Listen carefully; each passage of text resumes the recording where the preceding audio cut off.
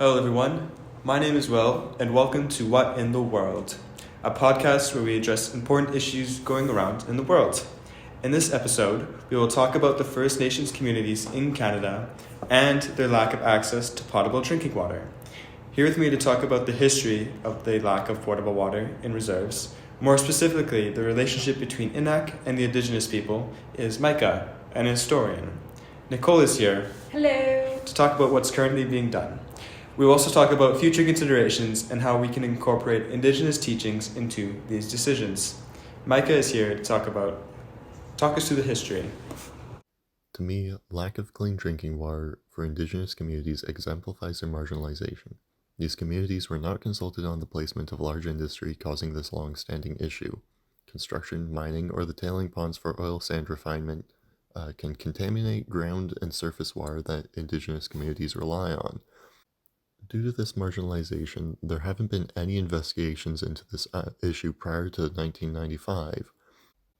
Indian and Northern Affairs Canada, or INAC, conducted investigations in 1995 where they found 25% of drinking water systems pose high risk to the water quality and human health on these water systems.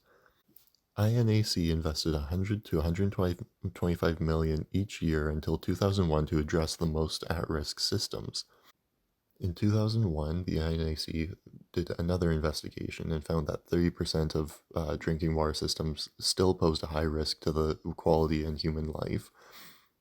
So they further invested in 2003 another $600 million over the next 5 years to further improve the drinking water and wastewater systems on reserves.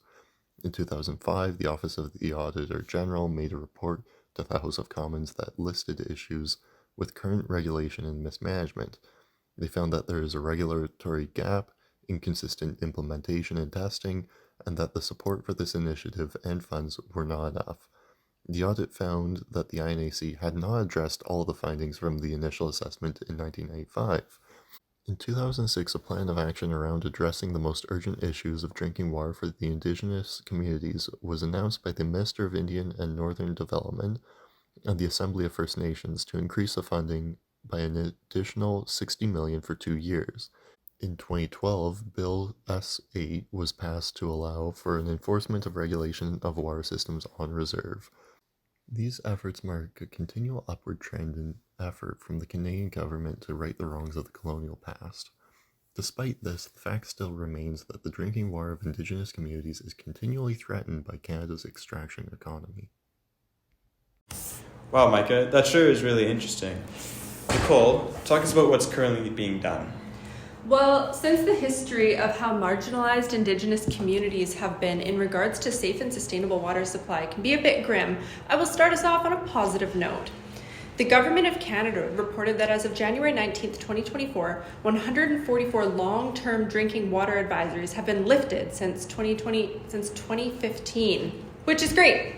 However, there are currently still 28 long-term drinking water advisories in place across 26 communities, one of which is the Naskantaga, definitely butchered that, First Nation, which is a remote flying community about 450 kilometers north of Thunder Bay, Ontario. According to the CBC, they have the longest drinking water advisory in Canada, 28 years and counting. In an article that was published by the University of Calgary, there was a goal and a timeline set by Prime Minister Justin Trudeau and the Liberal Party when they came into power in 2015 that they were committing to ending all long-term drinking water advisories by March 2021. Now, obviously, that date has since passed, and not all of the advisories have been lifted. One example that was highlighted in this article is the Simamamu First Nation, which is a whopping 5-minute drive from the city of White Rock. They were under a boil water advisory for 16 years until the infrastructure was put into place that connected them to a nearby Metro Vancouver water line. I think what this example highlights is that it's not just a matter of a community being remote, but it's a lack of funding and priority for Indigenous communities, more than likely because they are Indigenous, because clearly there was no issue of water or infrastructure nearby. Where does this leave us? Not having access to clean water in these Indigenous communities affects several determinants of health. They would be: contaminated water can lead to diseases and acute health issues, affecting the overall health and well-being of community members. The stress and anxiety caused by unreliable water access can have psychological impacts. Water is often integral to Indigenous cultural practices. Lack of access to clean water can impede the ability to perform these practices. Children in communities with poor water quality may miss more school, often due to illness, and the schools themselves may struggle to maintain a safe environment. As far as economic opportunities, communities may find it harder to develop economically if businesses and services are deterred by the obviously terrible water situation. Access to potable water is essential for communities to exercise self-determination, and not having that really puts a damper on their ability to manage their health services and infrastructure. And then as far as things like social determinants, factors like housing, employment, and education are all interconnected with health and can all be negatively impacted by the lack of clean water. So what's currently being done about this? Historically, policies have been developed without adequate consultation with Indigenous communities, like Micah mentioned, leading to solutions that are not tailored to the local needs or sustainable in the long term. Bill C-61 aims to shift this paradigm and ensure safe drinking water and empower Indigenous communities with control over water infrastructure on their lands. It's intended to protect their freshwater sources, create a minimum national drinking water and waste standards in the First Nation communities, and just really provide that overall sustainable necessity that we all take for granted. The Niskanta First Nation that I mentioned earlier, north of Thunder Bay, was a catalyst, or one of the catalysts for this, for this bill, which was introduced into the House of Commons in December of 2023. All of these initiatives and programs that are in place are for things like funding for the infrastructure, which is the biggest part of removing long-term drinking water advisories in Indigenous communities. Beyond the funding for the infrastructure itself, it's important that Indigenous people are trained how to operate local water systems so that way they can take control and be self-reliant. The effectiveness of these initiatives, however, the effectiveness of these initiatives and programs can be seen in the number of advisories and the prevention of short-term advisories from becoming long-term advisories. That was a bit of a mouthful, sorry. However, the effectiveness of these initiatives and programs depends solely on continued and enhanced collaboration between the government and Indigenous communities, adequate funding, and the adaptability of solutions to the specific needs of each community. Super cool. So Nicole, it seems like the government set out on completing this thing and they were all just a bunch of talk, which they did, to give them credit, they did. And what was it, 100? 144. Which is great, but of course there's still communities out there that don't have any access to clean drinking water. Which is shocking. And by basically it leads to a total number of determinants of health that are negatively impacted. Totally. But the C-61 aims to shift this paradigm and ensure safe drinking water. And what you're saying is what we need to do is we need to start giving Indigenous peoples all the rights totally to their lands. Yeah. We can be really, really effective. Yeah, so I guess dive into what that means. Dive into where we go from here, past government policies. Yeah, so listening to you all, there's definitely a lot to consider when it comes to ensuring Indigenous communities have clean drinking water. It's where do we even begin, right? Well, a good starting point is what you were talking about, is infrastructure development. By investing in upgrades and new water treatment facilities, we can make sure Indigenous communities have reliable access to clean water. That's why the Government of Canada and BC are funding more than $11 million towards these projects. This can mean fixing up old infrastructure, using modern treatment methods, and making distribution networks more effective. Have you guys heard of the Indigenous Services of Canada, or the ISC? In class, we talked about that, right? Yeah, well, when a community's water system is under a drinking water advisory, the ISC and their partners step in to help figure out what needs to be done to fix things. And if it's about making sure the system is running smoothly and safely, the ISC provides support directly or funds organizations to give extra training or help with water monitoring. Inadvertently, working with the ISC can also support our commitment to truth and reconciliation. You can check that company out on the Canadian government's website. Something else we should consider is capacity building within Indigenous communities, which we learned about in health immersion in nursing school. We can empower them to manage their water systems independently, which is what you were talking about, while giving them our full support. The Government of Canada can pitch in by providing training, resources, and support to make sure communities have the know-how to keep their water and infrastructure in top shape. For example, like offering scholarships and support for Indigenous youth to study professions like engineering, that could make a big difference. Totally. Another future consideration is dealing with the effects of climate change and pollution. According to the UN, there's serious threats to water sources through drought and water supply.